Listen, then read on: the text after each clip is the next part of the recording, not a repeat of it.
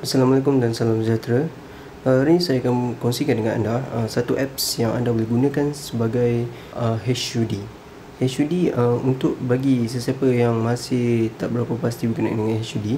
HUD ni adalah singkatan daripada perkataan Head Up Display. Head Up Display ni adalah satu features yang berada dalam kereta-kereta mewah seperti kereta BMW 5 Series. HUD ni konsep dia sebenarnya adalah untuk memudahkan pemandu memantau pergerakan kereta, arah GPS, arah pergerakan dan sebagainya. Dan sebenarnya iDevice ada developer telah membuat application untuk kita gunakan HUD ni di dalam kereta anda masing-masing. Okey, terdapat banyak apps yang terdapat di pasarannya, tapi yang saya akan tunjuk di sini adalah HUD Navi dan satu lagi adalah Everywhere. Okey, antara kedua-dua apps ni HUD Navi adalah yang lebih baik. Everywhere fungsinya sangat terhad, manakala untuk HUD Navi terdapat lebih banyak fungsinya. Okey, untuk Everywhere harga dia 99 sen USD, manakala untuk HUD Navi harganya adalah 1.99 USD. Okey, untuk apps HUD Navi ni konsep yang kita akan gunakan adalah pantulan daripada image yang berada di atas iPad atau iPhone anda dan dipantulkan melalui windscreen. So daripada situ para pemandu boleh lihat, boleh pantau pergerakan sama macam kereta BMW. Anda boleh pantau pergerakan, arah GPS dan sebagainya. Okey, HUD Navi ni saya akan tunjukkan sebentar lagi. Bagi sesiapa yang nak lihat appearance ataupun performance apps ni, tunggu sampai habis video dan saya akan tunjukkan semasa dalam kereta.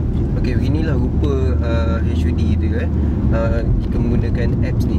Kalau anda lihat dekat sana, ada di belah kiri tu ada anak panah yang anak panah arahan kepada anda untuk bergerak. Okey, macam saya sekarang kita turn right untuk sosial raya U-turn.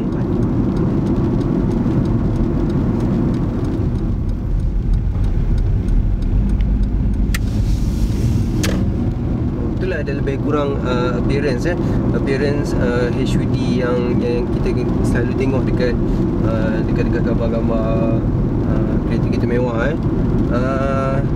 Okey, ada yang berpendapat kenapa kita gunakan HUD, kenapa tak guna device holder.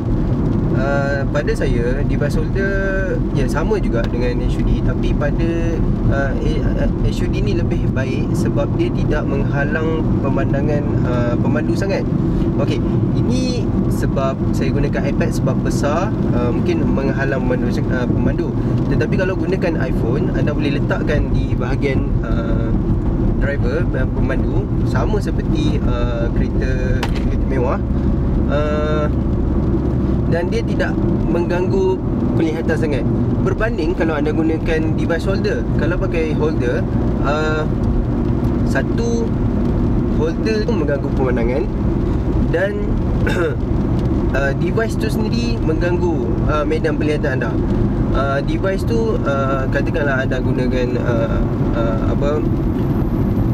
iPad ke, iPad mini ke, so satu besar dan dia menghalang penglihatan anda. Ini kurang memberi keselesaan dan kurang selamat bagi anda lah. Okey, so kalau anda saya tunjukkan kalau anda gunakan mode yang lebih kecil, resolusi yang lebih kecil, dia lebih kecil dan dia tak mengganggu pemandangan anda sangat.